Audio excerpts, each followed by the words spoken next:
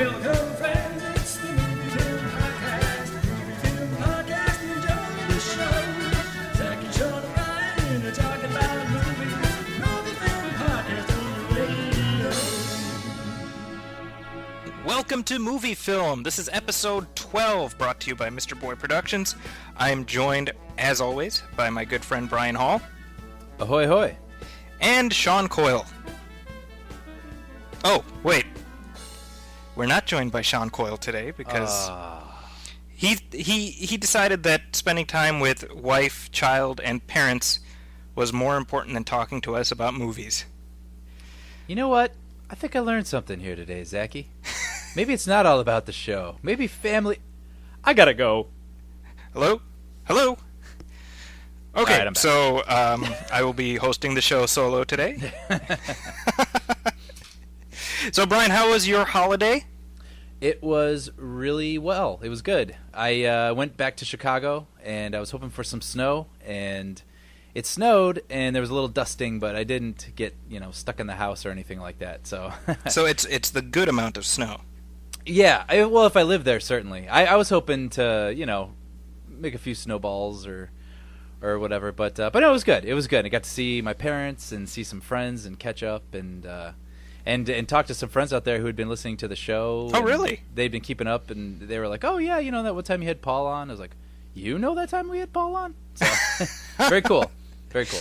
It's always nice to sort of get out of our own little echo chamber and realize, oh yeah, like people are quoting things that we've said. Yeah. So, but it was good. It was a good little break, and now I'm back in Los Angeles. Well, that's awesome. And actually, speaking of people listening, our previous episode has just exploded in terms of the amount of people who sampled it and listened to it. So, to welcome to anybody who stuck around from that, and to anybody who didn't, well, screw you, I guess is what I would say. You're missing out. No, it was really fun actually watching the number climb while I was out of town. It was my surreal. Parents like, look, that's the little thing I do. Like, people actually listening. It's pretty cool. It's pretty cool. So hopefully it's something people want to keep coming back to. Well, I think we'll know, like, based on how precipitous the drop-off is from last episode to this, Sure. whether we just scared people off. So fingers crossed. Let's see how that goes. Yeah. So as always, we start with listener letters, and we have a few interesting queries that people have tossed our way that I thought might be fun to reflect on a little bit as we enter the new year, as we enter 2013. 2013. Yeah, We're in crazy. the future. We're almost in the future. We have 2 years to go until the future. Oh, that's right. Yeah. 2015 is the future. Yeah. Even when it's the past, it will be the future. Mm-hmm. Think about it. And be careful in the future. All right, so this That's one a very, is... very obscure quote from Back to the Future 2, for anyone who got that. Well, I have a feeling a few people did. Yes. I got it. So that's why they're here. Yeah, I mean, this is the place for that, yeah. Yeah. All right, so our first question comes from Shuaib, who asks us, why is Jennifer Aniston still allowed to act? And the answer is, I just don't know. You know what? I don't have any ill will toward Jennifer Aniston. I'm not a hater. Your team Angelina? Come on, admit it. No, I think it is. I think I just tend to not like the films she makes. Yeah, I agree with that. And it's whether they're good or not. Some of them could be good. I don't know. I just don't really watch them. Like, I'm not her audience. And what I'm noticing though, so I'm very indifferent to her, but I'm noticing, a lot of my female friends saying, "Oh, I love her." And I think a lot of that is enormous goodwill carrying over from Friends. Yeah. So that's my 2 cents on that. Well, I think the story of Jennifer Aniston, the saga of Jennifer Aniston, if you will, really points out the difference between somebody being a TV star versus a movie star. Sure. Yeah. Because what has made her successful on the small screen is her, I don't know the word, normalness. Right. To an extent, like the character she played, Rachel, is somebody who people identified with, and to some extent that has boxed her in either because of the character or because of her, her range as a performer. And I think that's the reason why she's never really taken as a film star, and yet she just continues to star in these movies, and it's because of the familiarity people have with her. Right. Even I mean, she's not a draw. It's not like anybody's like, let's go see the new Jennifer Aniston movie. Right. Right. And actually, when you think about it, all of the Friends actors tried their hand at the big screen, and all of them failed pretty much. Yeah. Yeah. What was Joey? Oh, what's his last name? Matt LeBlanc. Matt LeBlanc. Wow, I was about to say Joey Lawrence. Joey Lawrence. Well, I just came back from break, people. Whoa. Yeah, my brain is completely scrambled. But no, I remember he was in like Lost in Space, and they were trying to make, I guess become like an action star. And well, you know what he did before that though? He did Ed. Oh, right. With the monkey. Everyone's got to do their monkey movie. Their monkey movie, yeah. Well, it's what's his name? David Schwimmer did Kissing a Fool, I think. I don't even remember that. Yeah, and that was with Jason Lee, and then he's directing now. He directed that movie with Simon Pegg. That's right. Was that Run Fat Ass Run or something? Something like that. Yeah, Run Fat Boy Run or something like that. Fat Boy. Yeah, not Fat Ass. And then Matthew Perry, he did that movie. Was it Fools Rush In with Fools Rush In? Yeah, Salma Hayek. Yeah, Salma Hayek. Yeah, and I remember when I bought my DVD player, they gave me 5 free DVDs, and that was one of them. Oh, see, that's like you know what crappy movies are remaindered, that they just throw in there. Yeah, it's like for a while there, if you remember, everybody who bought a DVD player had a copy of Analyze This. It was totally it. That was a part of the pack. That's totally it. It's like you got well, it's like we know that's like having a Game Boy and owning Tetris. Right. It's like but what games do you actually have? Right. So Jennifer Aniston, she was in that crappy, horrible Adam Sandler movie recently. Oh, go with it. Just go with it. Just go with it, which I hear is didn't do that well. I saw about 25 minutes of it, and I was like, why am I watching this? That was the highest Redbox rental of the year that came out, though, which is interesting. Really? Yeah. Of the year? Yeah, of the year. That was their biggest rental. That's very odd. So I guess from 2011. Huh. Yeah, well, doesn't it just seem like it, though? Like when you're, with your wife or your girlfriend or whatever, you can't decide on something. You're like, well, you wouldn't pay $15 at the ArcLight to go see that, but you would. You're like at a Redbox, and the thing you want is out. You're like, well, I liked Adam Sandler and Happy Gilmore. You're like, okay, that's the epitome of a Redbox rental to me. Yeah. Yeah, I mean, have you seen it? Have you seen Just Go With It? I have seen it, and you know why? Because they sent it to us incorrectly from Netflix. Oh, okay. And so it was sitting on our television for months. I don't know why. We didn't return it, and so eventually we were like, whatever. It was like a Friday night, watched it. It is what it is. It's not the worst movie ever made, but it's not good at all. Yeah. You know what I mean? It's a rental. You killed 90 minutes. You killed 90 minutes. Yeah. Yeah, she was also just in a movie called Wanderlust with Paul Rudd. Yeah. Did you see that? I haven't, but that was a reteaming for the two of them because they were in Object of My Affection, I think.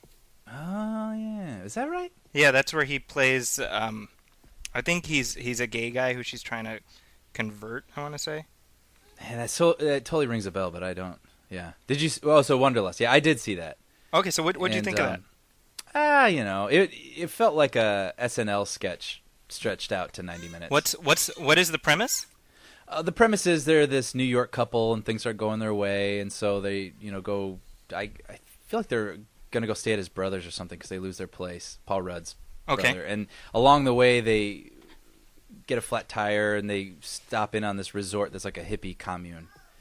Okay. And so there's like a nudist and there's everybody swaps wives and there's a guy. I feel like you could just like guitar. swap in Kirstie Alley and Tim Allen into that movie. Yeah. Oh yeah. Yeah. There's laughs to be had because there's funny people in it.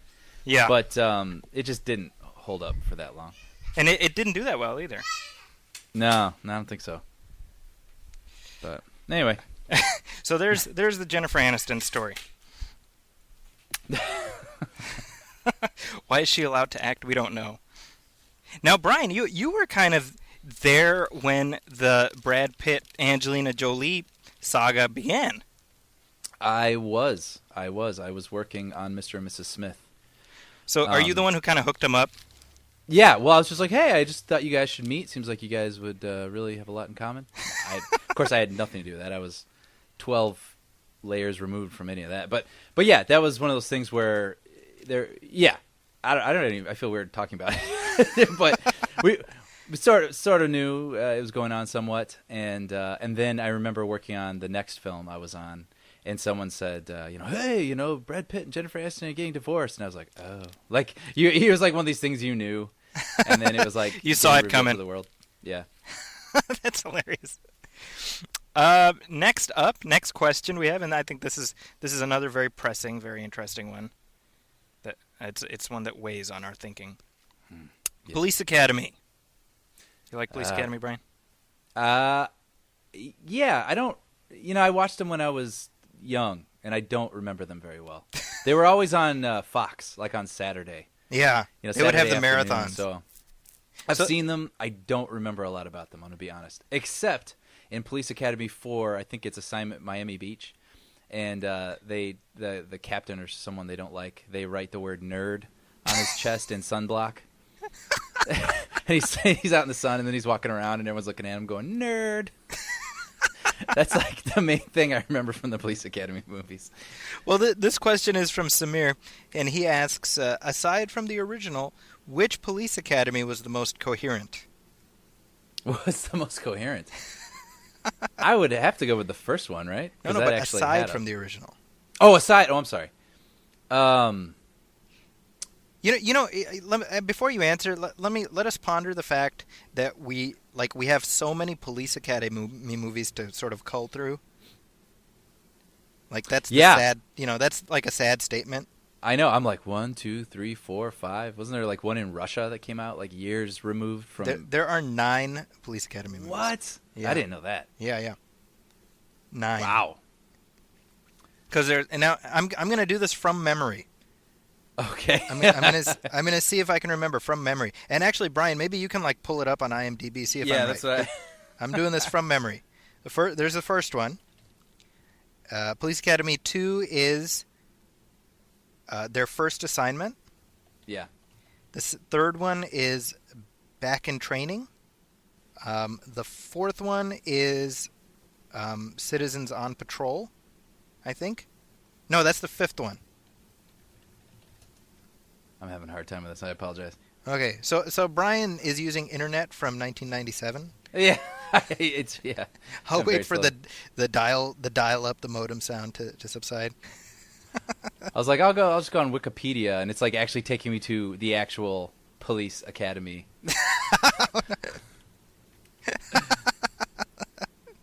Academy. Here they go. Here we go. Okay, got it. Okay, you got the list? Yep, Citizens on Patrol. Yeah, you're right. So number 4 is Citizens on Patrol. Yeah. Number 3 is Back in Training. Yep. Wow. Number 5 is the Miami Beach one. Assignment Miami Beach. I couldn't begin to tell you what 6 and 7 are. 6 is City Under Siege. Oh, that's right. Okay. And would you care to try 7? It's a funny one. Say that again? It's a location picture. Is that the Mission to Moscow one? Mission to Moscow. Okay, so there's 7. There's not 9. Sorry, there's 7 Police Academy movies, which is friggin' crazy. Yeah. Because that movie actually was played out like a third of the way through the first one. Right. So but it's not just the movies. There was a cartoon show, right, and a live action show. That I don't remember. I remember the cartoon. Yeah, the live action show was like the late 90s, I want to say. Wow. Yeah, I never saw it, but one assumes it involves, shenanigans. Well, you know what? Is that a movie that could be remade? Would that be such a bad idea? I wouldn't be shocked to know that they're planning a reboot. I just, sometimes you're like, well, this movie doesn't need to be remade because it still holds up or the story's still relevant. And with these, it's like, it's just kind of a goofy, funny idea about these misfits in a police academy. You could do that with today's comic actors. I don't think it would be an awful idea. Yeah, I could easily see them doing it. Yeah. But, without Bubba Smith and lots of racist jokes, yeah, yeah, it just won't be the same. Who's the name of the guy? Winslow? Michael Winslow. Michael Winslow, who does all the sound effects with his... I would love to see him as one of the the heads of the Academy there. And he's You know, always- you have to figure. I'm sure Michael Winslow is a very nice guy, but you have to figure after about 5 minutes in real life, he would be the most annoying human being on earth. right. Like, don't you just picture him being at a restaurant, being like, beep, boop, boop, boop, boop, you know, like, totally. and it's like, all right, dude, I get it. Yeah. And it's not like Steve Guttenberg is doing anything. Yeah. No, but, I think you know, he actually is parking cars now because that's what his character was doing in Police Academy. Well, you know what? And that reminds me, I saw on your Facebook that you just watched 21 Jump Street. Yes. And that was really funny. Yeah. You know, they found the perfect angle, and they managed to get cameos from the original people in there. Didn't you love that? I thought that movie was great. It was so Yeah. funny. It was, and the cameos were really well thought out. It really worked. Like I definitely don't want to spoil that.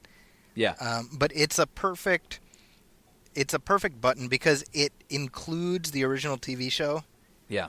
but it also represents Johnny Depp's kind of apathetic feelings about that show.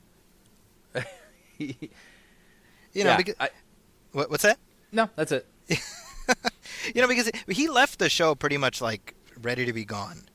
Right. And so I think he even said, like, you know, he did the cameo as a way of saying, well, my career is because of this show. But you know that the way they got him to do the cameo was by saying, this is what's going to happen. Oh, sure. And he was like, not just, hey, do you want to be a part of this? Like, here's how we're going to do it. yeah. You know what I mean? Like, this is the specific role that you're going to play. And I think that's what did it. Yeah. Yeah. Yeah, that was a surprisingly good flick, 21 Jump Street. Really liked it. And I find that I'm very like prejudiced towards certain actors. Sometimes I have these initial feelings toward them, and I think Channing Tatum was one of them because Dude, I totally. just sort of, I don't know, I still don't question how great of an actor he actually is. Yeah. But after watching that movie, I was like, well, damn it, he's funny. You know, like he's really funny, and he's Well, you know, kinda it's funny likable. because like the way it worked was like on a Friday night, my wife watched The Vow right. with Channing Tatum and Rachel McAdams, and then the next night I watched 21 Jump Street. So like she and I were both like in love with Channing Tatum. by Sunday, we were both like, oh, Channing Tatum. right. You know, Right. You know, here's what I'm going to say. Yeah, I definitely. I'm not going to be like, let's rush out and watch the new Channing Tatum movie, but I will say Right. he's a likable performer. Yeah. That's a very politically safe, neutral statement. Right. And I concur completely. Yeah, exactly. One more listener letter. This is our last one. This is from Maria, and I think it's a really good one, actually. I heard nobody solves a problem like her. What's that? Sorry. I'm so sorry. Sound of Music was on TV recently. We I will move on. Yeah. She asks us to solve a problem, but not one like her. Okay. How about the crazy length of the latest blockbusters? Is it possible to tell a story in under 2 hours? Yes. Well, it used to be. Yeah, it used to be. It doesn't feel like it anymore. I mean, when you have comedies that are 2 hours and 15 minutes. Yeah, I mean, without getting too far ahead of ourselves, I think 2 of the 3 or 4 movies we're going to talk about, I think we're probably going to bring up the length. Yeah. So it seems to be a trend, definitely. I mean, not even just for epic films, but I mean just for I guess superhero films have become epic films. That's but true. the Avengers, Batman, Skyfall. Skyfall, yeah, and Django and all these. I mean, The Django's Hobbit, what, we like talked about. 245 or something? Yeah. I mean, yeah, it's. I don't know. I mean, we'll talk about it a little. I'll talk about it more specifically with Django later, I guess. But I think sometimes it's warranted, and other times, yeah, I do think it's kind of a problem. Like I tried to watch The Dark Knight Rises with my parents over Okay. Christmas break, and I totally lost my dad in the middle. And I know that our feelings are very complicated toward that film. My one sentence answer with an asterisk at the end is I like it. That's what I'll say. But that all that aside, I really feel like you could just easily take 20 minutes out of that movie. Definitely could take more. Yeah. And it would be a better movie for it. So that's I do feel like it's kind of a bummer. Well, this gets to something that's a pet peeve of mine just in general, and it's something that I've told my film students about this, where very few directors truly deserve final edit. Right. because what's required when you get final edit is the ability to put your ego aside and think of the film rather than, oh, this scene is really awesome, right? You have to be thinking of the film as a whole. Right. And far too much of what happens today is a result of a director having had X or Y number of successes in the past, and then, oh, well, final edit is written into the contract. And that's not to say that, well, the studio should just be able to run roughshod. No. By any stretch. But I think that the best thing an artist can have is somebody who's going to keep it real, looking over their shoulder. Right. And if you can defend it, then you keep it. That's exactly it. Like, what purpose does this... I mean, and there's exactly. There's too much of that in The Dark Knight Rises. And you can't say the same with The Dark Knight, I would argue. That's a movie with very little fat, in my opinion. And right. It's still long. And it's still stuffed to the gills with story. Yeah. I feel like there's a lot of stuff in Dark Knight Rises that comes from Christopher Nolan being in a position where he doesn't have to answer to anybody.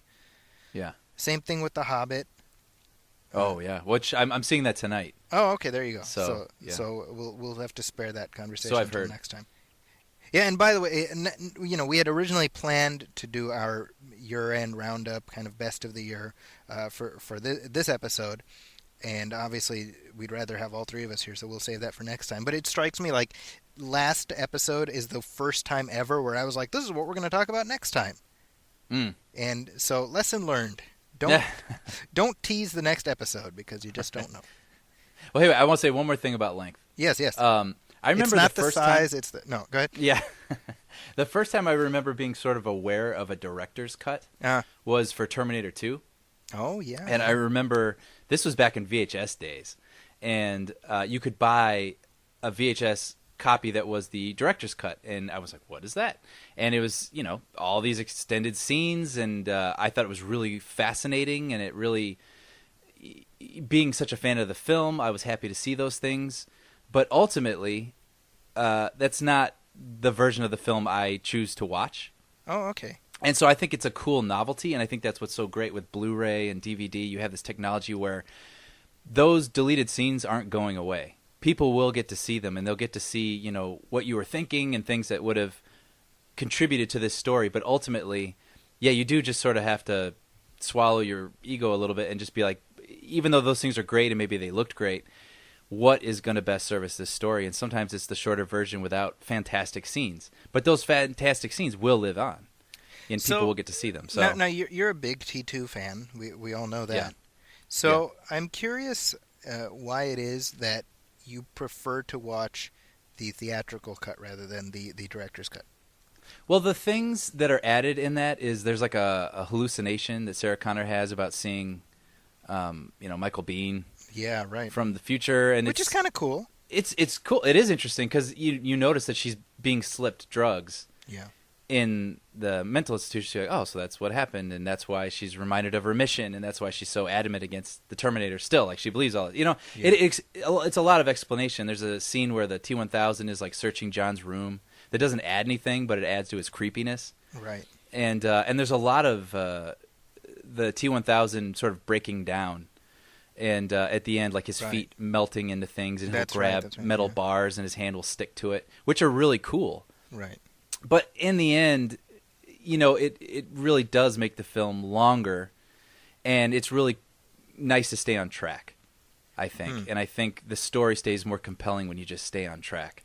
So it says something about Cameron that he has the discipline, or had, I should say, because his last two movies have both been 3.5 hours long, but he had the discipline back then to say, well, this should remain out or whatever. Yeah, and it's cool that it exists for people who are interested to see it. Yeah. Well, and actually, I will say this. Both Titanic and Avatar, when I saw them, I mean, I haven't seen either of them in a while, but when I saw them, both didn't feel like they were collapsing under their own weight.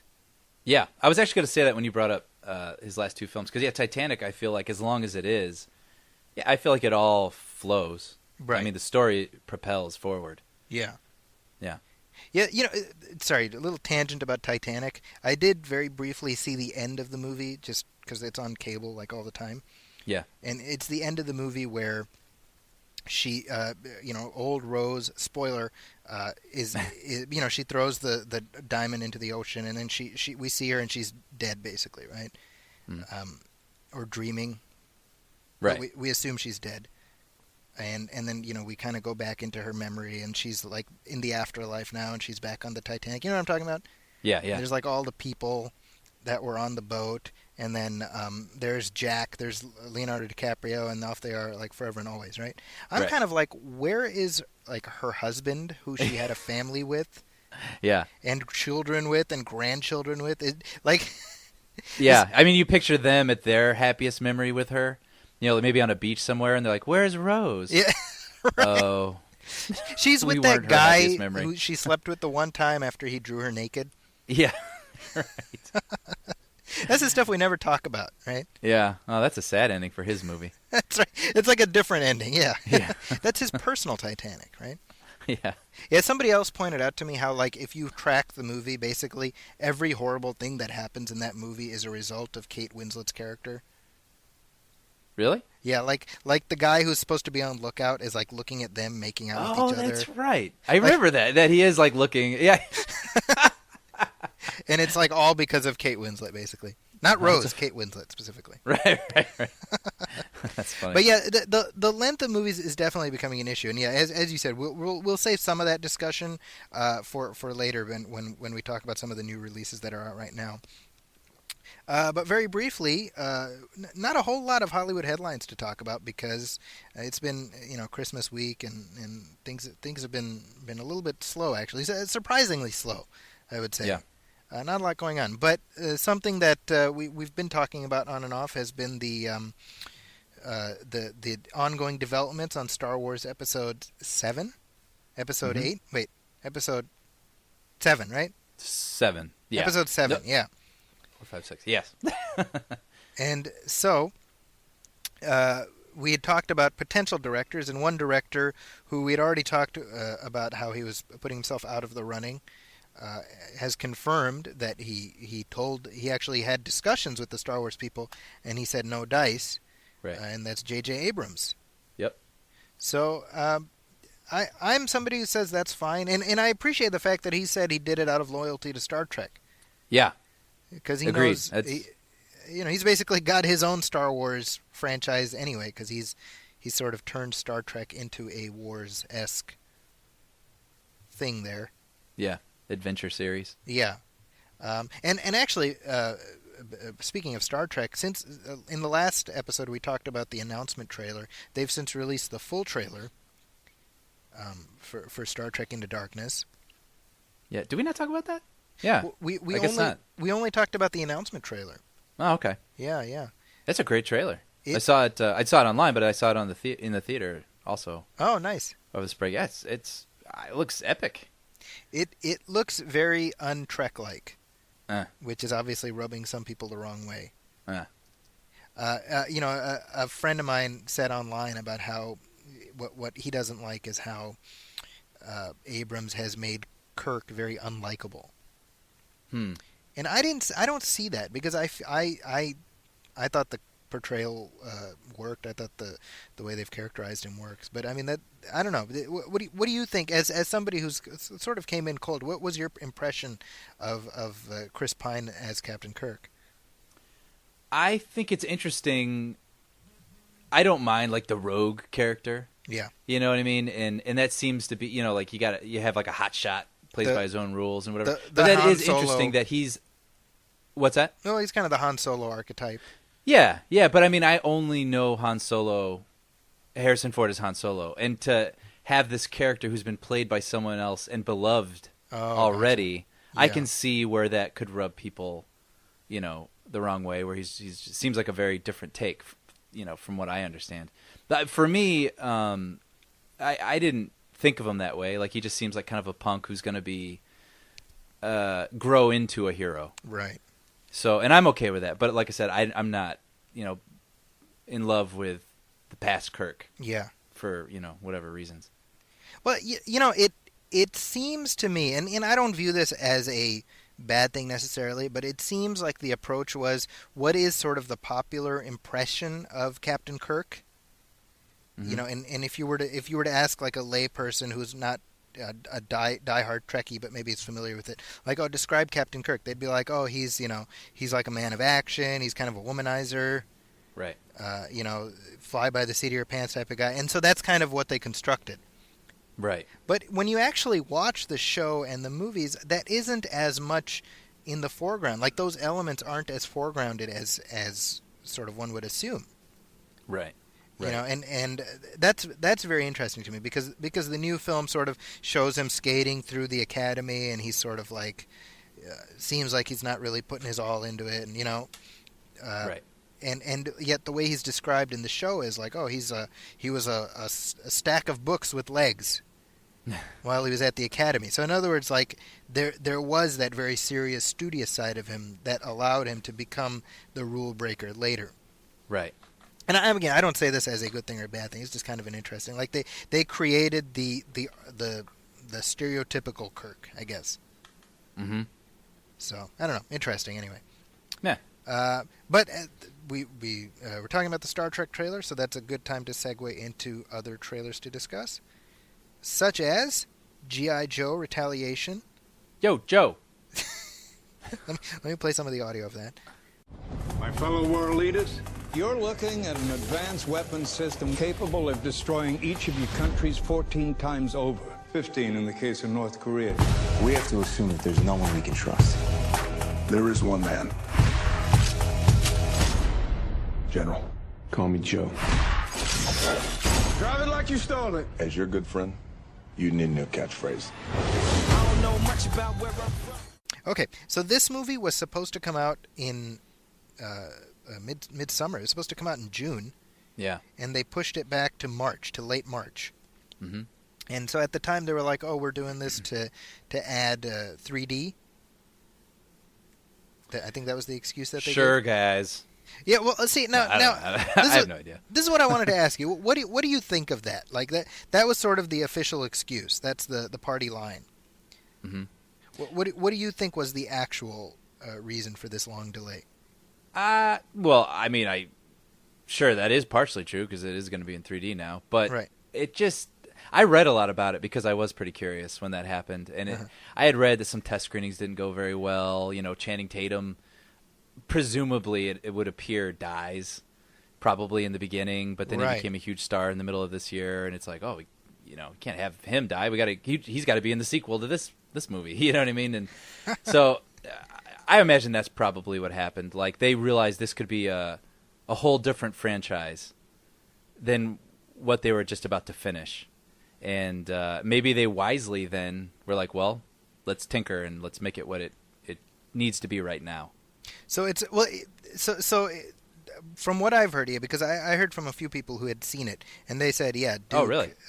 Channing Tatum's character Duke gets he takes a dirt nap within the first like 20 minutes. Ah, interesting.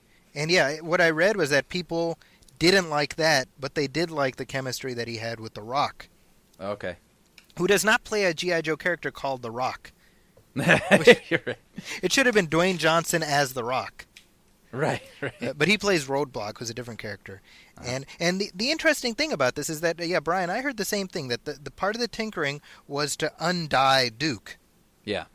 But this is sort of like deja vu all over again, because in the 1980s, there was a G.I. Joe animated movie, which I don't think you've seen. No. This is tied in with the cartoon show, and so basically after the show ended, while the show was in production, but to come out after, they were doing this G.I. Joe animated movie, and they were going to kill off Duke in the cartoon movie. And this is kind of interesting. What happened is that the Transformers cartoon was going on at the same time, and that was also by Marvel Productions. And they were like, "Oh, we're doing our movie too. You guys are killing off Duke. We're going to kill off Optimus Prime." Because the G.I. Joe people gave them that idea. So there were like production delays and whatnot. So the Transformers movie ends up coming out first, and Optimus Prime dies, and children across America lose their shit. Well, it just seems like a weird idea. Doesn't it? I mean, especially for a cartoon. But I mean, why would you? I don't know. Why would you kill Optimus Prime off in your Transformers movie? That just seems like really stupid. Well, you know why? Because the toy line had moved on. Yeah. Right? So it's like Optimus Prime was part of the 1983 batch or whatever, and it's like, well, now we've got to promote the new line. Right. So what do we do with the old guys? Let's just off them. So actually, in the Transformers movie, in the first 10 minutes, they brutally and horribly murder, quote unquote, the entire original cast of Transformers. Culminating in Optimus Prime dying slowly, and then his body turning to black ash. Really? Oh yeah. Why would you ever? I'm thinking of something I loved from when I was a kid. I guess Ninja Turtles. Yeah. I don't want to see the Ninja Turtles murdered. Yeah. Well, exactly. It's like when they did the next mutation or whatever. Yeah. It's if it starts with Leo being decapitated. Yeah. No, that would not stand. So they killed off Optimus Prime, and like I said, kids across kids got a little ridiculous too. They're not coming out of their rooms. They're like, I don't believe that there is a merciful God. It got a little ridiculous. An entire generation of atheists was spawned because of Optimus Prime dying. and so parents complained. So the G.I. Joe people. Now bear in mind, they were doing it first. So their movie was in production, but it hadn't come out yet because there were delays, right? Right. So the word comes down from on high, you can't kill Duke. And so they're like, well, son of a bitch. Because this is, if you watch the movie, you'll see it. In the context of the film, right, they've got, again, they're promoting the new line of figures, right? Yeah. So they have Duke, turns out he has a half-brother who's like the young rapscallion rogue, the Captain Kirk Joe, if you will. Sure. Who is Lieutenant Falcon, and he's voiced by Don Johnson, by the way, in the movie. Huh. Will his star ever stop rising? Don Johnson. Who we'll also talk about later. Yeah, coincidence. And so in the context of the film, you have it's like Lieutenant Falcon's story, right? And so he's having a fight with the bad guy whose name is Serpentor. Mm-hmm. Who's this clone? I don't want to get into this because it's stupid. But anyway, so him and Serpentor are going at it, Falcon and Serpentor, and then Duke shows up to protect his half brother. Right. And Serpentor, he has this staff that's like a living snake, and he throws it at Falcon, and Duke gets in the way, and this living snake staff thing goes through his heart. You see blood spurt out. His eyes go, glassy, and he falls, okay? Okay. So at that point, Duke is meant to be dead, right? Mm-hmm. So he has his final, he talks to his brother. He's like, you have to be a good Joe, or whatever he says, and then his last words are, yo, Joe, which is, of course, what you'd expect. And he dies, quote unquote. And then off camera, you hear somebody say, he's gone into a coma. And then at the very end, after the good guys win, we hear over the PA, somebody's like, oh, it's good to hear you guys won. Oh, and by the way, Duke just came out of his coma. Credits. Yo, Joe! Yeah, exactly. End credits. Right? Wow. I wonder how much the writer who fixed that got paid. Well, they actually, on the Blu-ray, they have commentary from the writer. Oh. And he actually talks about at that moment when they have the off-camera, he's gone into a coma. The writer's like, no, he hasn't. Yeah. He is dead. So it's kind of funny that they're doing kind of the same thing with this movie. Yeah. So But I hope desperately. I think it's the right decision, frankly. I agree with you, and it's Yeah. not because I now have a crush on Channing Tatum. No, it's just wise. Yeah, it will probably end up being a smart thing, but it's just funny how history repeats itself with that same character. Yeah, that's funny. So it's just a sign. Yeah. But I will say this: I've been watching all the trailers and everything. I did not like the first G.I. Joe movie. No. But I am looking forward to this one. Yeah. And you're not like a G.I. Joe fan at all, right? I don't. Yeah, it's just something I kind of watched. I wasn't super into it. Yeah, like I mean, guys you're were. not a fan. Yeah, exactly. Yeah. So your review is one that I'll actually be very curious about because I'm a hardcore fan of that whole franchise. Yeah. Next up, trailers. We have Pacific Rim.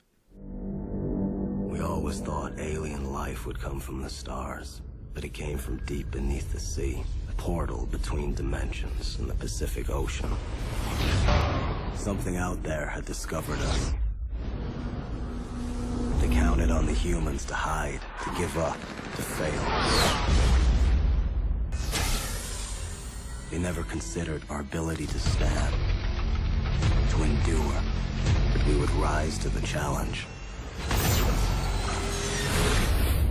Pilots, ready to connect. Let's go fishing. So Pacific Rim, which sounds like it would be an adult movie that you would find on. I was biting my tongue. I don't know. Beaches of Hawaii. Yeah. Okay. Go ahead. Yeah, exactly. Yeah. I'll let you grab that ball and run with it. Which That's is what she also a porno movie, by the way. Grabbing balls and running with it. We can keep going. I have to be honest and say that I was not especially blown away by this trailer. I will join you on that side of the line. Yeah. I feel like were it not to have Guillermo del Toro as a selling point, I would be absolutely uninterested in this. Yeah, I completely agree. This would just look like another one of those sort of, giant CGI robot that's not Transformers movies. Yeah, I mean, it looks like a battle Los Angeles or whatever. Yeah, exactly. So what is this movie about? Because from what I gather, there is a lot of anticipation for it from people. Yeah, when the trailer was released, the first thing I did was I started reading what people were thinking of it. Because I was at work and I couldn't turn it up just yet. So I was like, let's see what people think. And everybody was like, oh, I am ready. Most anticipated movie of next year. And I was like, oh, well, here we go. And then, when I played the trailer, I'll say this. I don't think it looks bad. It's definitely not my cup of tea. I'm just like, all I see is the main thing when I tried to sum up why it doesn't do anything for me is at the end. Well, no, we should talk about what it's about first. Like what you were saying. It looks like a bunch of creatures come out of the earth, sort of Godzilla style. Yeah. A bunch of monsters, like a monster film. And so the only way the humans can combat something that size is they build these giant mechanized suits. Right. That they control, sort of a la Aliens, where it looks like they're in these sort of... but they're like way bigger. Like automaton. Yeah. Which is confusing for me, as I love automatons. But, no, so these guys, from what I can tell, they're somewhere else in a base in these suits, controlling these giant robots that are actually out in the action, fighting these monsters. Right? That's my impression, yeah. Yeah, and so, I don't know. I hate to be like this. I don't know if it's my age or what, but it's I wonder about that, too. I think we're just getting old, man. Yeah, I like destruction and colossal things, but at the same time... In movies, of course. Thank you. But, there's this moment at the end where one of the robots gets thrown, and it looks like it's getting thrown into a train yard, and all these trailers and train cars are getting thrown everywhere, and it just didn't feel like anything. It just felt like, train cars don't move like that. They're heavier. It just looks like a portion of a video game. I have a friend who said it looks like the sequel to Real Steel. Nah, which I actually kind of liked Real Steel. Well, that's the thing, right? Is I feel like we kind of had the same reaction to the trailers for Real Steel. And that movie ended up being kind of a pleasant surprise. Because it was a good story. Okay. There was, right? I mean, I was thinking, I don't want to see a bunch of CG robots fighting each other. But I was surprised because it's actually a nice father-son story. And I was invested. And it wasn't about the effects. Right. And I'm told, again, this is my response to the trailer. Guillermo del Toro, I know for every DreamWorks animated film, he's a consultant on all of them. Is that right? And I didn't know that. Yeah, I just learned that too. And he, so I mean, obviously he's a good storyteller. So that's why I'm just saying this is my response to what I saw. Yeah. But I'm really hoping that there's a great story here. I generally like his movies. So I'm definitely hopeful. But yeah, it's just nothing about it was like, oh man, I need to rush right out and see it. Right. Right. So it's a kind of a wait and see. Yeah, I wonder if it's just you and I are just getting old. It may be. It may be. That's kind of depressing a little bit too. Yeah. Now, Pacific Rim comes out next summer. Yeah. Okay, so next summer is shaping up to be pretty busy. Yeah. So got some interesting stuff coming out. We do have a lot of new releases to discuss, some of which I mentioned briefly last time, some of which I hadn't. And figure since we have an opportunity now, we have sort of a lull in headlines. It might be fun to just discuss some of these new releases that are out right now. Mm-hmm. We talked briefly about Jack Reacher, which I saw last time. You've since had the opportunity to see it. Yes. Would you say that I was right in my sort of estimation of that movie? Yeah. I really enjoyed it. Like you said, Tom Cruise movie 2012, and which Tom I Cruise... was quoting you. Yes. Oh no, you were quoting me. I mean, that's my take on Tom Cruise action films, and that's to say they're usually pretty good. Like he doesn't waste his time very often, and I felt the same thing. Like it wasn't something that I'm like, oh, I'm gonna buy this and watch it over and over again necessarily, but it's a good time. Right. And it's I think the trailers almost do the movie a disservice. Well, I wouldn't say a disservice. I mean, they highlight some of the good action and things that are going on in the movie, but the movie is, I think, different than what the trailer would lead you to believe. It's really it's a mystery. Yeah, exactly. And it's a crime story, and there's clues and facts and misdirection, and it's not all car chases and fistfights.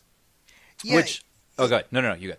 Well, I mean, it. I think I said this last time. I mean, it could just as well have been an episode of a TV show. Yeah, and that was a friend of mine who saw it. That was his problem with it. He said it just felt like a Law and Order episode. Huh.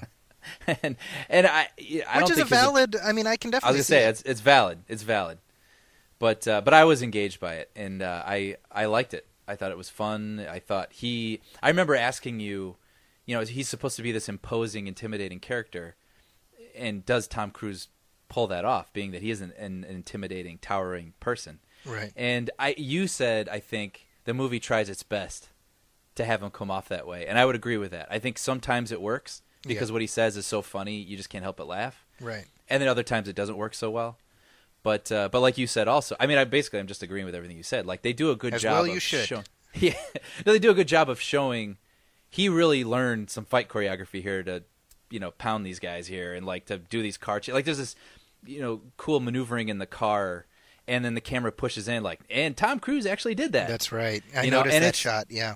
It's pretty damn impressive. And even when, there's a scene that's sort of teased now, I think, on the TV spots where he beats up like 5 guys at once. Right. And they do a good job of showing like he really is learned how to do this, and it's pretty convincing, I thought. It's when I went to see it, it was like a special preview screening, and they actually had an intro with Tom Cruise that he had filmed. And he's like, "Hey, everybody!" It was like the stereotypical Tom Cruise. That's the funny part. He's sort of become like this caricature, Yeah, totally. He's like, "We did all our own stunts," so that's really like he keeps emphasizing that, That's really me driving. I really beat those guys up. Right. I actually am Jack Reacher. Like it was. Yeah. And it's like, dude, we get it. And again, I said this last time, the Napoleon complex a little bit, Right. Like right. I can in fact be this badass even though I'm about 3 feet tall. Right. Yeah, well, I was trying to figure it out as it was going along. I thought it was interesting, and like you said, you're like, I would look forward to the next Jack Reacher film, the next mystery this character is going to solve, and I totally agree. Like, I would go see the next one too. I absolutely would. I think if you go see it in the theater, you'll probably enjoy it. I think if you wait till DVD, I think it's a good Redbox rental as opposed to just settling on something. You're going to be. It's not just do it. Yeah. Which should have been called Just Settle. Just settle. just rent it. Yeah. So Jack Reacher. So I'm glad I'm not alone in my impression of that movie. Yeah. Yeah, I thought it was cool. Also out right now, and you haven't seen The Hobbit yet, but we'll have to talk about that next time. Yeah. But this is 40. This is 40.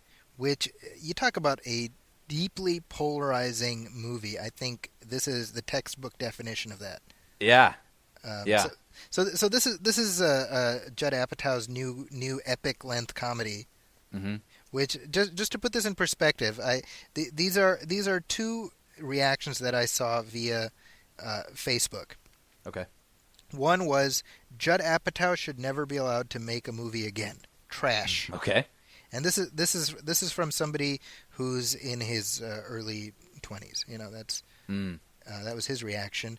And then we have another reaction, which is Judd Apatow proves yet again that he is a comedic genius. Mm-hmm. So that's about as polarized as it gets. Yeah, yeah. I believe on Rotten Tomatoes it's at 50%. So there you go. right down the middle. Yeah. So what did you think of it actually before? And we haven't had a chance to talk about it at all. So Nope. I'm actually I saw this just yesterday. I went with the wife. Mm-hmm. This was our one of our rare date nights that we got to go out and watch something. So I'll hold my reaction until I first hear what you thought. I saw a version of this movie a year ago. Okay. And it was literally every single thing they shot. Wow. And it was 3 hours plus, I think. Wow. And when it was over, you know, they asked us, was this a good movie? You know, is this a good movie? Is this an excellent movie? Whatever.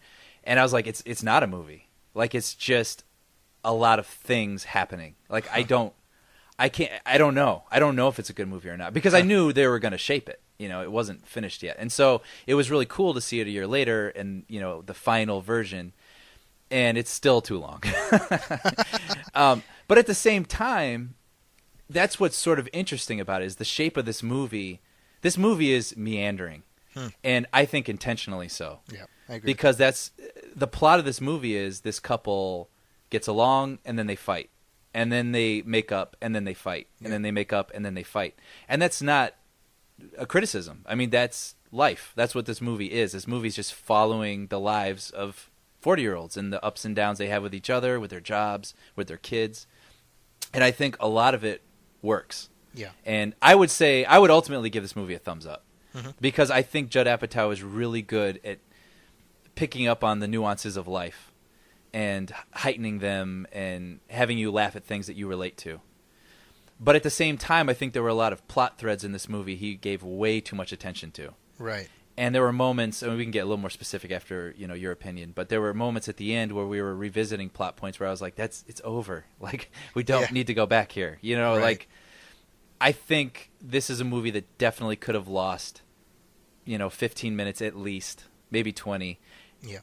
And still have been a meandering movie in a good way, where it's like, this is life. It's messy and it's whatever, and it happens and it unfolds before you, and you don't know how it's going to go. And it doesn't go the way you think it should go because that's life. Right. It still would have felt that way, and it would have been your mind can wander a lot during it, I think. Yeah. So, let's hear I want to hear what you thought of it. You know, there was so much about this movie that I laughed at from a place of being able to relate to it. Yeah. Having 3 kids yourself. I mean, that's, yeah. Yeah, you know, for sure. I mean, we're not close to 30 yet. Well, I mean, I guess we're closer to 40 than we are to 20, but you know, we're not exactly that demo per se. But I think that one's reaction to the film will rely greatly on their own lived experiences. Mm-hmm.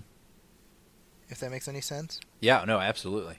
And I think what Apatow does brilliantly is key in on sort of universal truths while telling a very specific story. Mm-hmm. And, you know, it reminds me of a quote that Nicholas Meyer said. Nicholas Meyer wrote and directed Star Trek II. And he talks about how in specificity you find universality. Mm. And that's what I felt with this film, because it tells a very specific story that's clearly targeting a specific kind of character and by extension a specific kind of audience. But there was so much I could relate to in that. Right. There are so many things that Leslie Mann, who plays Debbie, the wife, says that I kind of like glanced at my wife knowingly because she says the same thing to me. Right, right. There's so many things that Pete does, who's played by Paul Rudd, that she looked at me at, you know? Right. because there is that. So I definitely wonder what the broader audience is, and I can easily see this not landing at all with a pretty big chunk of the country. Right. But I would think that there's an equally big chunk. I mean, just in that polarization that we're seeing, there's an equally big chunk of people who will be like, "This is my life." Right. I get it. And it is that I think it sums up in a lot of ways just the insanity and the inanity of being in a family. Mm-hmm. And what I really liked about it is that it doesn't, what you talked about it meandering. What I really appreciated is that it's not about these big crises like, oh my God, my husband is cheating on me. Right. Oh my God, my wife is cheating on me. You know what I mean? Yeah. Because we have those moments throughout where that's kind of dangled as a potential plot avenue, and they don't go with it. Yeah. I feel like a different movie would have done something like had Paul Rudd either be interested in Megan Fox or even start an affair with Megan Fox. You know what I mean? Yeah. And this movie was smarter than that. Yeah. And I appreciated that. I appreciated the fact that it was true to its characters, and it was true to its sort of scenario. And there were like little moments that really stuck out to me. The Paul Rudd's character has his own record label, and he's trying to make that work, and it's not happening and whatnot. And that's something that, I mean, this as we get older, these are things we start thinking about, right? How much time can we give to our passion, right? And not have it pay off. So the idea of hitting 40 and still struggling, well, that's something that a lot of people can relate to, I think. Yeah. And just the sort of, excuse me, the type of arguments you would have with a significant other, like where there's a scene, and it's funny when you say this, it sounds like a TV episode or something, but that's what makes it so interesting, is what their daughter gets an ear infection. Right. And they're arguing over the way to take care of it. Like, the Debbie character wants to try, some sort of Eastern medicine as opposed to like a traditional doctor, and Paul Rudd's character thinks that's crazy, and it's right. I mean, that's like a real. It's not like you said. It's not they're having an affair. It's like they're arguing over how to have a doctor treat their kid. Exactly. And even if that specific thing hasn't happened, I can't even tell you how many times I've had that argument. That exact argument. Oh, really? Yeah. Yeah. I was going to say, even if you haven't had that argument, you can relate to what's behind that argument. Yeah. But there you go. You have. So, I've never, as we see in the film, I've never tried to take a picture of my anus. Yeah. So I haven't crossed that bridge yet. But there is a lot to like in this movie, I feel like. Yeah. And it's, it was something that I genuinely appreciated being able to see with my wife. Because we don't get to watch movies together that often, I feel like it was something. There was something cathartic about it, because there was just so much we could relate to. Yeah, so it's a hard movie to recommend. I would recommend it, to specific people. To specific, yeah, exactly. I'd be discriminating in my recommendation. Right, it's not for everybody, for sure. Yeah. So that's, yeah, I totally agree with you, though, that Apatow could easily, I mean, there's a whole plot line where somebody's stealing from the store that they own, and I don't know about you, but I just felt like that was just a dead end. Yeah, and the thing is that's where it started to lose me, actually, was in the third act, because, okay, this thing's happening, they kind of resolve it, but then it's like you stick with those characters from that scenario, like, you just don't need to. Right. I mean, like, Jason Segel did not need to be in this movie. I totally agree. And at the end, they spend, maybe 10 minutes on his character hitting on Megan Fox. Yeah, and you're like, why? For me, it was like, okay, if you want to have him hitting on her, then great. But, like, when there's all this crisis going on between, the main characters and their parents, and they're trying to, everything's coming to a head, it's like, then all of a sudden we spend 5 minutes with Megan Fox and Jason Segel flirting at a table, and I was like, what? Why are we here? Right. Yeah, it feels a little bit like he was doing something funny, and so let's just leave it in, Yeah, yeah. And then Megan Fox is in a bikini, and that's why she's in the movie. Yeah, well, I didn't bring up that as a problem. Speaking of Megan Fox, have you seen the video? This is from a couple years ago of when Seth Rogen was on the Kimmel show with her. No. Basically, when this is like before Transformers came out, so she was about to become a big star. She was promoting Transformers, so she was going to be on the Kimmel show after Seth Rogen, and Seth Rogen was about to blow up too because this was right when Knocked Up came out. Okay. Which is the prequel to This Is 40, and so Seth Rogen was on the Kimmel show a few years later, and he told this story about how Megan Fox basically came into his dressing room, and she was kind of like, "Hey, I'm really nervous. Can you stick around when I'm out there so that tell some jokes and whatever, and it'll make me less the focus, right?" Uh-huh. And so she comes out, and basically she gives Jimmy Kimmel a kiss, and then Seth Rogen kind of like leans over to kiss her, and she just kind of like walks around him. And it's hard for me to describe because Seth Rogen like talked about this to Kimmel on a different appearance, so they actually show the clip. Yeah. And and they slow it down like 3 times. And what's hilarious is that he like leans over, she just kind of like ducks away and weaves away from him, and he has this look on his face. He kind of like nods slowly, like yes, like, of course you wouldn't kiss me. right, Like not anger, just understanding. Understanding. I know my place.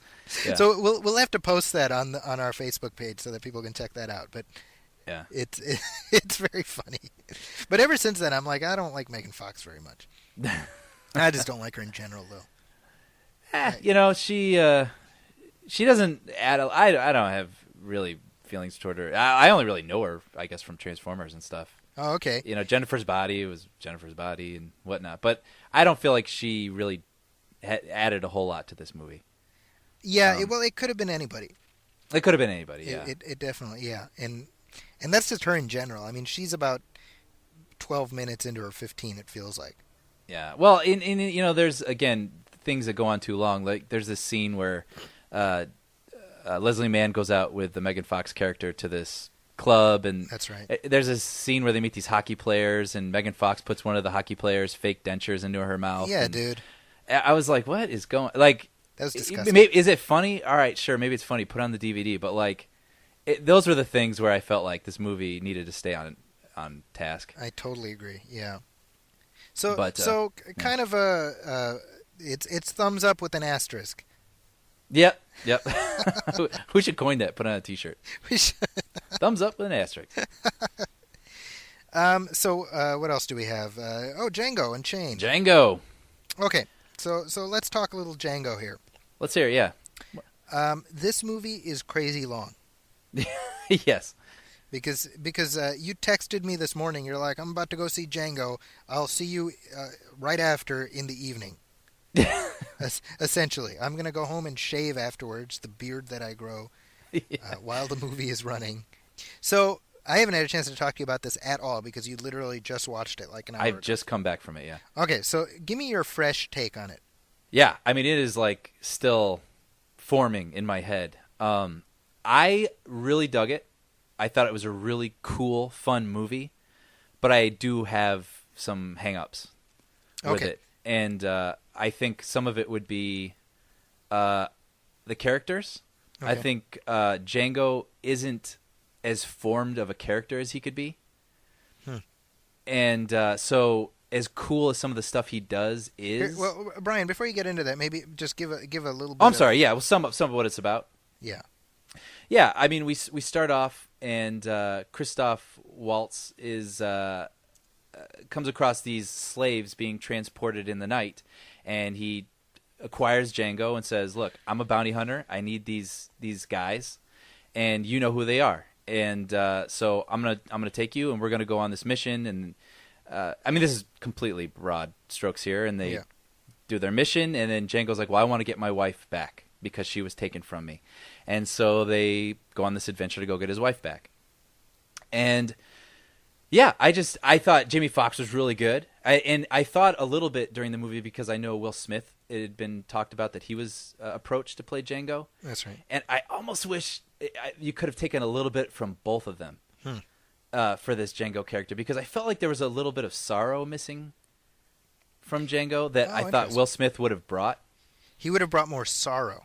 Like sorrow in the eyes Interesting. at moments. You know what I mean? Very And interesting. Wow. Okay. And Jamie Foxx is a total badass. Totally got that nailed down, no doubt. But like, I would have liked a little bit more sorrow at times. Sure. I don't know. Sorry, like I said, I just saw this, and I'm just sort of blurting all this stuff out. But otherwise, yeah, he was really cool. And then the movie moves at a great clip from time to time, but then somewhere toward the end, it suffers from, this movie could end right now, but let's add another 40 minutes. Exactly. Yeah. And but that aside, we'll get into that after you talk about it. But I will say this about Leonardo DiCaprio: maybe the best thing he's ever done. Really? I think DiCaprio is an interesting actor. I think he's a charming actor. I like him, but I don't always think he's as brilliant an actor as everyone says he is. I think he's really good at grimacing and looking like he's being serious and angry, and I don't always believe what's behind his eyes, even though I don't dislike him. Okay. But in this movie, I really bought him. I was really like, wow, this guy is interesting and evil, and I was like with him everything he did. Yeah. And he plays a guy who owns a bunch of slaves that he makes fight. Like they're fight for entertainment. What do they call it? Mandingo? Mandingo fighting. Yeah. Which I don't know if that's a real term that they used back then. But the idea is buying slaves and having them fight each other. It's like dog fighting. But with people. Exactly. Yeah. Exactly. And he was really charming and completely evil, and I totally bought it. And I was really captivated whenever he was his whole portion of the story I thought was really interesting. Okay. But yeah, overall I thought it was really good. I thought it was too long, and it could have used a little bit more focus or something. Well, that seems to be a recurrent trend that we're talking about this episode. Yeah. Okay, let's hear what you thought. Yours is probably a little more articulate. You know, it's fun. I saw this 2 or 3 weeks ago, and your thoughts are still forming after seeing it an hour ago. My thoughts are still forming after seeing it 3 weeks ago. Yeah. Because there's no doubt I enjoyed myself. I was engaged. I was never bored for the most part. But there were a lot of times where I was like, should I be enjoying this? You know what I mean? Like, and it made me think about how we as the audience members become complicit sometimes in the misdeeds of the characters who we follow. Totally. And you know, I mean, the whole idea where I'm like, oh man, yeah, kill the white guy, and I'm like, wait a minute, should I be happy that he's killing the white guy? And, Right. And and maybe this was Tarantino's intent, is to. I mean, it's when I saw it, I tweeted that Tarantino does for slavery with this what he did for the Holocaust with Inglourious Basterds. Right. And what I mean by that is sort of creating a fantasy response that attempts to even the scales. Does that make sense? Absolutely. That's absolutely what this movie is. Yeah, and so I didn't know how I should feel about that because there's the thing in Inglourious Basterds when they attack the movie theater. You know what I'm talking about? Uh-huh. Have you seen Inglourious Basterds? Oh yeah, I love that movie. Okay, so the attack on the movie theater, right? Uh-huh. That's something where, as a viewer, I'm a little bit like, well, these people didn't do anything necessarily, but we're cheering what's happening to them because the movie tells us that they're complicit. Do you get what I'm saying? Like, yeah, absolutely. I was a little uneasy with all of the killing going on in this movie. Yeah. And it's what you said though. I mean, this is sort of a fantasy revenge flick. So, any of the guys who are involved, who have a gun in their hand are instantly bad guys. Right. So it's like, but there's not a lot of nuance to it. So yeah, sometimes I was like, well, I'm sure plenty of these people you can feel okay because they're awful people and they've killed people, and so you would cheer on revenge, Right. from our hero. But sometimes I was like, I don't, he's killing a lot of people here. Like, Yeah, well, it was hard to root for it all the time, I think. There's a great a phrase that David Morrell said. David Morrell is the guy who wrote First Blood. Which is he wrote the novel First Blood, which obviously became the first Rambo movie, and he talks about righteous vengeance, and the idea with that is that if you present a character who has enough injustice sort of shoveled on him, then it reaches a point where we as the audience sort of forgive anything. Right. And so when the villains are these horribly racist slave masters who are doing, what can only be called atrocities, then that we as the audience give rope for whatever needs to happen after. Right. But that doesn't make it any less uncomfortable. There's a scene where the Christoph Waltz character is teaching Jamie Foxx how to shoot, and he shoots this guy. I'm sure you know what I'm talking about. He shoots this guy who's farming with his son. Right. And he says, well, the guy's a wanted murderer. And he's like, well, I don't know. I mean, he's there with his son. He's like, you got to do it, So boom, from a distance. And again, this is Tarantino's stylistic choice. He shows us that all in a long shot. So we don't go in and see the son being like, Pa, what happened, Yeah. It's all done from essentially Jamie Foxx's point of view. And that's so that we feel what he feels, which is nothing. Right. But we're still complicit in this questionable act. I mean, is it right or wrong? At the very least, it's questionable. Right. So that's, again, I wonder how much of that is Tarantino doing something and how much of that is just me reading into it. Yeah. There's I felt like I was tracking with it, and even like on Django's side for most of the film. And I think the reason my brain started to question things at the end wasn't necessarily, I thought it was because of story issues more than anything, because like we're talking about, we both said, there's like fourth act to the film. Right. And I don't know that we got there as organically as possible. And it just sort of happened because it felt like there was a lot of people left to kill. Exactly. Or something. Yeah. And so it didn't feel like, all right, like it's the tension has been leading to this, and now we're going to get this guy, and because of this, like, it just was like, this has to happen, so let's just do it. Yeah. And I think if it had been a little bit more intricately laid out, I would have completely been on board with it, but instead it just felt like, let's just shoot a ton more guys for 30 more minutes. That's more my issue with it, I think, than anything. Yeah, the climax, you would think, and I guess we're kind of getting into spoiler territory here, but I mean, I don't know. Yeah, and I don't want to do that. The climax, you would think, is the one that involves Leonardo DiCaprio and in the house. Yeah. But we end up going for probably, another 20-25 minutes after that. And that does feel a little bit unnecessary. Yeah. It's, I read... it should have all been in that moment or something, and I would have still been feeling that burning rage. Right. With Django, and I would have been like, do it, let's do this. Yeah. But it's like, yeah, go ahead.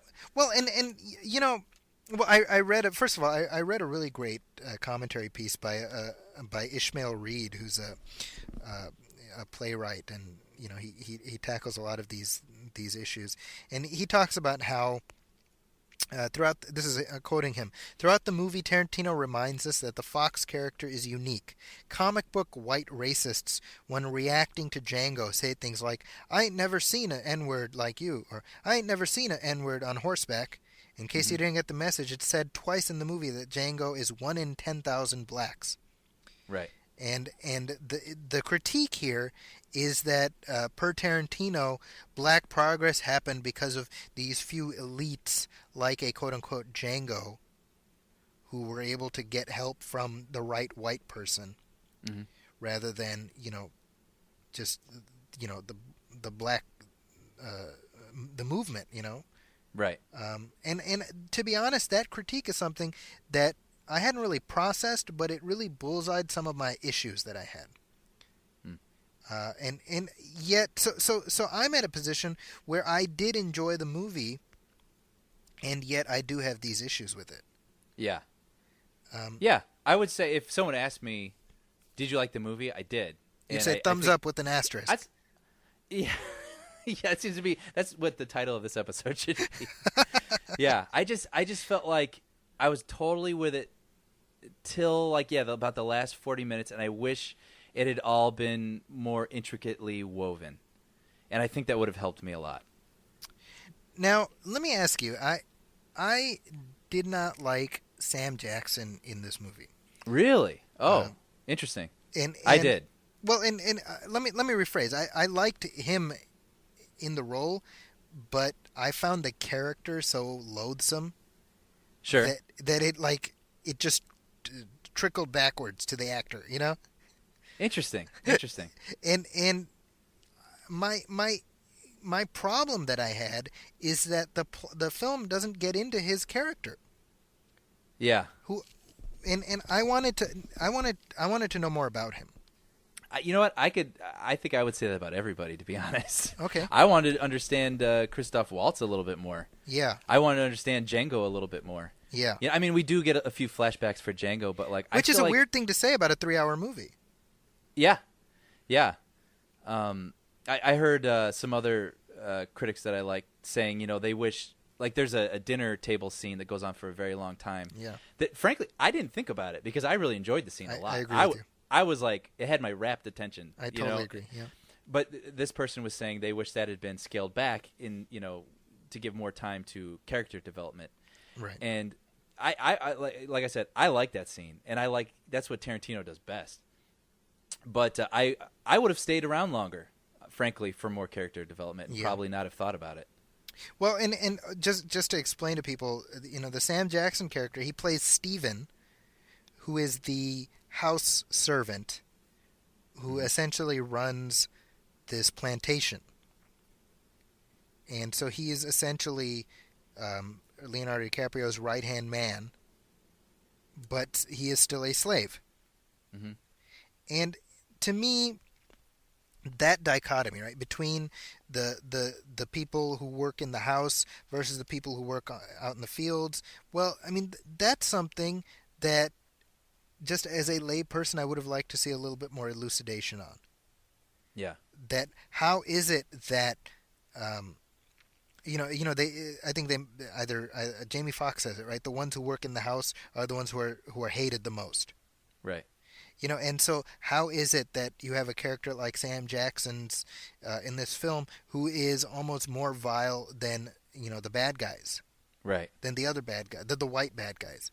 Mm-hmm. I wanted to know more about that because essentially, and God, I really don't want to get into spoilers here, Yeah. Essentially, he's the main villain in terms of how the story is structured. Sure. Yeah. Right? And I wanted to know more about him. You know what I'm saying? Yeah. Because I just felt like there was something very interesting in that we don't get into. That why is he this way? Because it's Samuel Jackson and he's kind of doing the sort of the shucking and jiving thing, and then we see that that's all an act. We get that, but right. Why? Right. I wanted to know why, and maybe that's wrong to expect that from this movie. Sure. The other thing that bugged me, and this is admittedly like a totally random thing, at the very end of the movie, Django has sort of accomplished his mission. Whatever that entails, I'll leave that out there. And he does this thing with his horse, where it's like this little dance with his horse. Yeah. You know what I'm talking about? Did you ever see Alice in Wonderland, the Tim Burton one? I did not. The whole movie ends, everything's great, and then for no reason, Johnny Depp does this weird little dance. Okay. And I remember everyone being like, "What was that about?" Yeah. It reminded me of that. So you had that same reaction then? It felt a little out of place. It felt out of place, right? Because that's like it felt like I don't know. I mean, it's one of those things where I feel like there's a little bit of like a moral quandary that audiences find themselves in, and maybe I'm getting too sort of metaphysical here, but like when we watch a movie and we watch a protagonist have to do something horrible, we're willing to go along with it again if the stakes have been set that way, right? But there is a little bit of like when we then watch him piss on the ashes, that feels a little indulgent. I don't know. Is that just me? It's funny when you say it that way. I do agree. I guess I didn't take it like that way. I just took it as like, why are we watching this? Like, it just felt like, he should keep his badassery up. Yeah. And just, do his thing. But instead it was like, hey, we got this horse that can do these tricks. Like, might as well film it. That's what it felt like to me. Yeah. Yeah. Yeah. So there, I don't know. Here's what I would say. When the movie was over, I was like, I wouldn't mind seeing another Django movie. I thought about that too. Yeah. Like a series. Yeah, so I get, like, I could see, like, Django Unleashed and, whatever, like a whole series. Sure. And so I guess that counts as a thumbs up. Yeah. Because I do think that the performances are generally good. I think that Jamie Foxx was fine. Yeah. But I didn't think about it until you said it. But yeah, I said it last time that Will Smith definitely would have done a good job too. Yeah. So that is a little bit of a missed opportunity. But he had Shyamalan movies to make. Right. Which but of course. Busy guy. Although we talked about last time the similarities between the Oblivion trailer and the After Earth trailer. Yeah. And the little button to that is if you see the posters. Yeah. For both of them, Almost you'd exactly think they're two posters for the same movie. Yeah, and they just pick. It was like A or B. It's like, we'll go with A. Yeah. For the same film, Right. Yeah. So we definitely need to post that comparison on the Facebook page, I think, just so people can take a look at that. Yeah. Well, I want to say one more thing for Django here. Oh, please do, yeah. I thought it was interesting how many laughs were in this movie. Yeah. And I don't know. I mean, it's just sort of, I guess it's not really a question or anything, but it was interesting. There was a lot of comedy, but there was a ton of brutality. Yeah. And not even just like sort of fantasy revenge brutality. I mean, there's like some, slavery-centered brutality. And I actually had tears well up in my eyes at this one moment because it was so disgusting of a moment.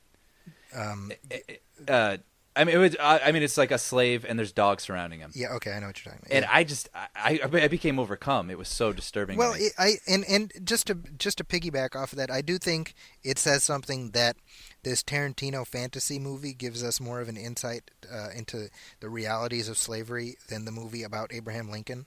Yeah, yeah, right? Yeah. I just thought that was very interesting that this movie had all of those elements, something that brutal and grounded. Yeah, that could do that to me, but at the same time, there's a lot of comedy in it. Right. Which is just and that's why I think it is a good movie. It's just a bizarre movie, and it's a good movie because of that. Yeah, it's a typical Tarantino hybrid genre dilly. Yeah. Where he's trying to do a Sergio Leone thing, and he's even got music by Morricone in there. Yeah. And I read this that the guy who starred in the Italian Western called Django is actually the guy who asks him his name. He's like, "What's your name?" Oh, right, yeah. I forget the guy's name. Yeah, totally drawing a blank on the guy's name, but he kind of looks like the most interesting man in the world. That guy. Yeah, yeah. My overall impression. I'm not what I would call a big Tarantino fan. I'm not anti, but he's not somebody who I'm like, oh, I need to watch everything he does, and I don't always like what he has to say. I find him kind of obnoxious sometimes. Mm-hmm. So going in with that, I would say I enjoyed it overall. Yeah. So this, like you said, this episode is kind of the thumbs up with an asterisk. Yeah. Show. Yeah. So what else is coming up that we want to make sure that we'll be talking about? Well, I know we're going to try to do, if not soon, the very next episode, our recap of 2012. That's right. And I know there's still some films I need to see. Like I need to see The Hobbit, which I'm seeing tonight. I really want to see Silver Lining Playbook. Oh yeah, I want to see that too. Yeah. There's a couple other that are not on the tip of my tongue, but I want to see the Hudson, whatever, with Bill Murray. Oh right, Hyde Park. Hyde Park on Hudson. Is that what Yeah. it's called? I think so. Yeah, Bill Murray proving that he wants nothing at all to do with another Ghostbusters movie. Right. Yeah, so we've got a pretty packed deck for next time. So we'll definitely have a lot to talk about, and hopefully Sean will be able to join us for that one. Mm-hmm. One hopes, unless he's too busy with family. Priorities, people. Priorities. I'm like sitting in my closet with the door locked, like I'm like holding the closet door closed with my foot. Just literally, because like my kids are like pounding on the door. They're like, "Daddy, why don't you love us?" I'm like, "Shut up." This is my life. Yeah. This is 33. This is 30. Yeah. But yeah, so I think that about wraps us up for this episode. We covered some new reviews, and I expect we'll carry that forward to the next one. We've mentioned the Facebook page a few times, and I want to remind everyone once again, do us and yourselves a favor by going to our Facebook page. It's facebook.com/moviefilmpodcast, and hit like so that you can see all the links and whatnot that we post. Also, go to iTunes. Please write a review for us. Please rank us. Do whatever you can to help us out so that you feel good about yourself. It's like giving $1 a day for an orphan in Africa. It's exactly like that, but you save money. So that's just horrible what I just said. But Brian's like, I'm gonna back away from the mic. Yeah. I'm just gonna let Zaki close this one out. I'm just an observer. Please also send us your questions and comments to our email address at moviefilmpodcast@gmail.com. That's moviefilmpodcast@gmail.com. And on that note, Brian, where can people reach you on the internet? At everythingbrian.blogspot.com. And you can find me at zakiscorner.com. That's ZAKIScorner.com. And also at the Huffington Post. I'm hoping to have a review up of Django Unchained, actually, but we'll see how that goes. So no promises. But if it does end up there, then hey, Happy New Year. Consider it a late Christmas present. And with that, on behalf of Brian Hall and the absent, only in spirit, no, actually, let me rephrase. Absent, but not in spirit, Sean Coyle. Is that right? I don't know. I think it because he's physically absent, but he's not. Yeah. So absent, but not in spirit, Sean Coyle. Right. There we go. I'm Zaki Hassan. This is the Movie Film Podcast. We will see you in 2 weeks. Welcome, friends.